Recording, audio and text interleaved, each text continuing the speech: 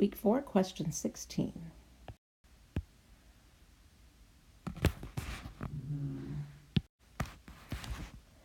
This question is asking for the car's acceleration in feet per second per second. So the first thing that we're going to do is we're going to take the two accelerations and we're going to find the difference between those. So I'm going to take 220 minus 88, and these are both in feet per second. And I'm going to divide that by the total elapsed time, which is 3 seconds.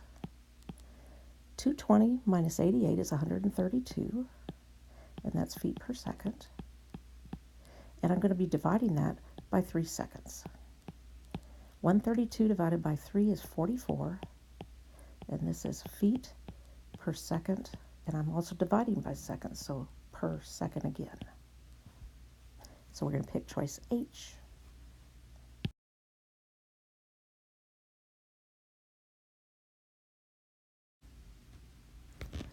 One of the key things about this problem to get it right is to draw the picture correctly. So we have two lines that are intersecting each other.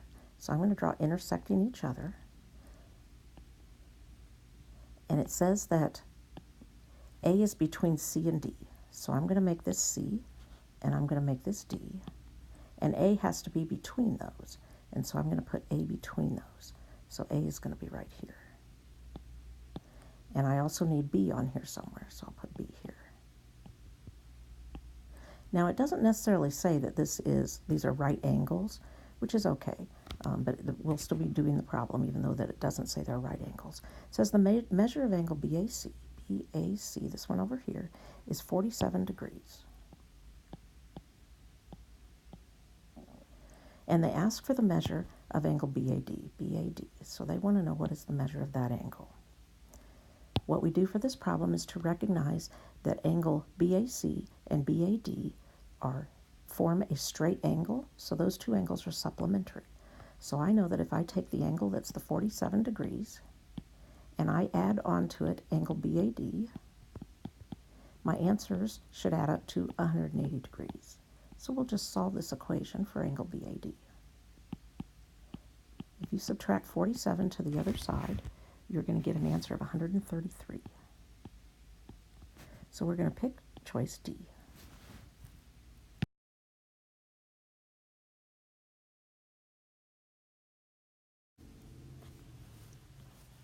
This question asks for these three fractions to be arranged in ascending order.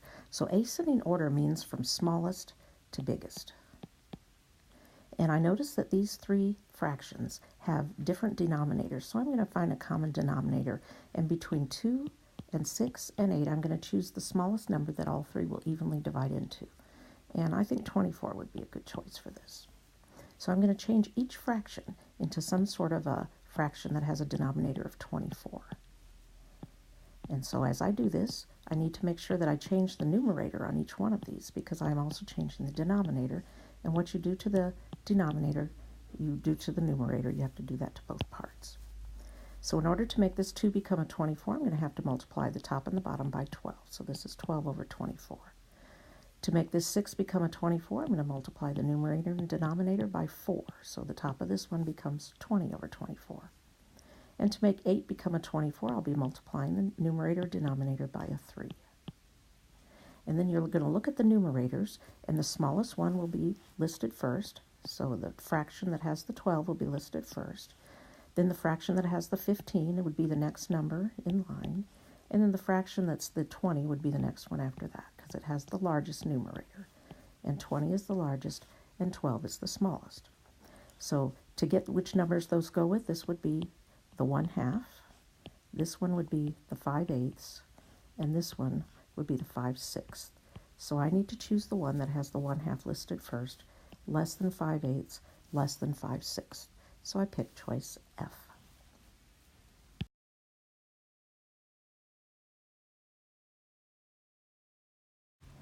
Question number 19 wants me to add these two numbers together and change my answer to scientific notation.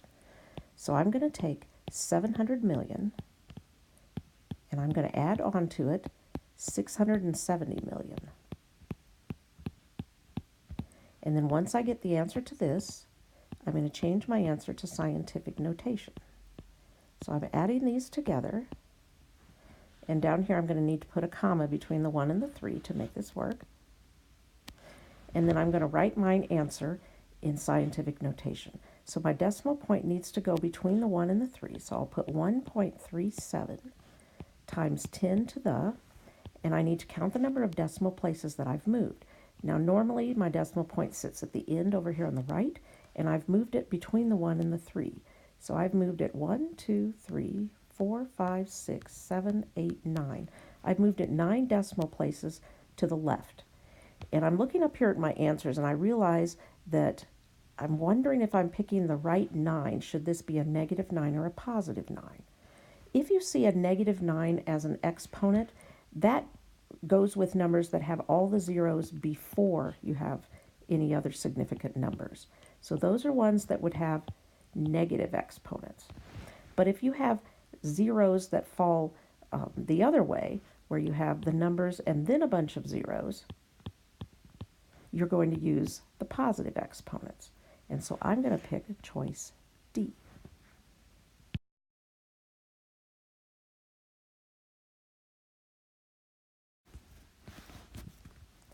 This question is giving us a picture of a trapezoid. And in this particular trapezoid, it's telling us that the top part and the bottom part are parallel.